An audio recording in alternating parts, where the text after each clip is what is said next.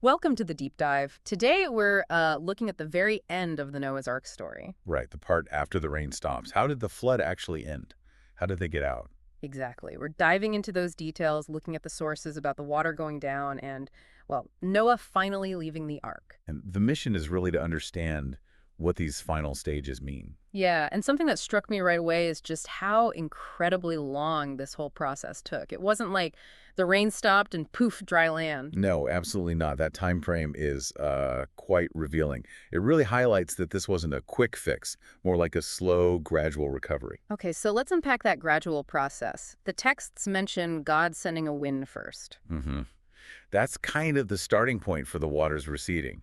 It's interesting, a natural force playing a key role. And it says this happened alongside the sources of the flood being stopped, the underground water, the rain, everything shut off. Right, the input stopped, and then the wind starts the drying process. Then there's this huge chunk of time, 150 days, which is what, 5 months? 5 months, yeah.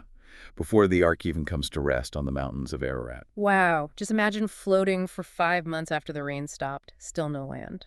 It really drives home the sheer scale of this flood.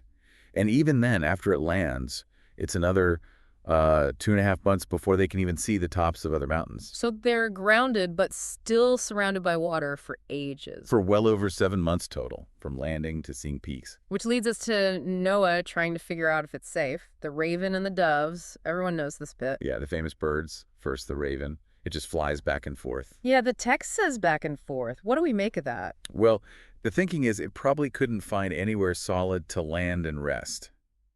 So water was still covering most everything, even if it was receding. Not suitable yet. Okay, so step one, not dry enough. Then he sends a dove. First time, it comes right back. Same problem. Presumably no place to land. But he waits 7 days, sends it again, and this time, It comes back with a freshly plucked olive leaf. that olive leaf, it's such a huge moment. Oh, absolutely. It's not just the water's lower, it's things are growing again. Plant life is regenerating. That's real hope. A sign of renewal. And that symbol, the olive branch, has stuck around, hasn't it? Peace, new beginnings. Definitely. So Noah waits another 7 days, sends the dove out a third time. And this time, it doesn't return. Bingo. That's the confirmation. The dove found somewhere to stay, so the land must be habitable enough. But incredibly, they still don't leave the ark right away. The wait continues. Right. The text specifically mentions Noah's age, 601. And it's the first day of the first month of that year when the waters had dried up from the earth. So like 10.5 months after the flood started. And even then, he has to take the covering off the ark to actually see that the ground surface is drying out. He's actively checking now, looking out. And still, it takes almost another 2 months before the text says the earth was completely dry. Completely dry. It adds up to over a year inside that ark from start to finish. Just incredible patience required. Only then does God actually tell them to leave. Yes, the command comes. Noah, his family, all the animals, time to come out. And there's that instruction for the animals. Be fruitful and multiply on the earth. It's a clear signal. A reset. Go repopulate this cleansed world. And the sources describe the exit as very orderly, pair by pair, not just a mad dash for dry land. That orderliness feels significant, like a deliberate, structured new beginning. And what's the first thing Noah does when he gets out? He builds an altar, Hmm. an act of gratitude right away. He offers burnt offerings from the clean animals and birds. And the text says God found the aroma pleasing. This leads to a major promise. A huge one. God essentially promises never again to curse the ground because of humans or to destroy all living creatures in this way, even acknowledging that, human inclination is flawed from youth. It's a foundational covenant, isn't it? Setting new terms. Exactly.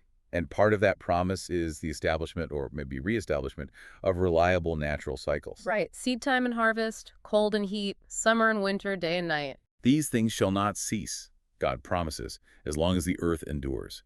It's a promise of stability, of continuity, woven into the fabric of creation moving forward. So wrapping this up, we see this incredibly extended waiting period. Noah being really methodical and checking things out. That careful assessment. This structured way they leave the ark, and then this profound covenant setting the stage for the future. Yeah, the whole sequence underlines the sheer patience involved after something so catastrophic. Mhm. And it really emphasizes new beginnings and divine promises. It makes you think, doesn't it? This whole lengthy, detailed process of recovery and drying out, why so long? What does that gradual return tell us about how renewal actually happens, maybe even after disruptions in our own lives? That's a great point to ponder. It wasn't instant, it was a process. Something definitely worth considering. Thanks for joining us for this deep dive.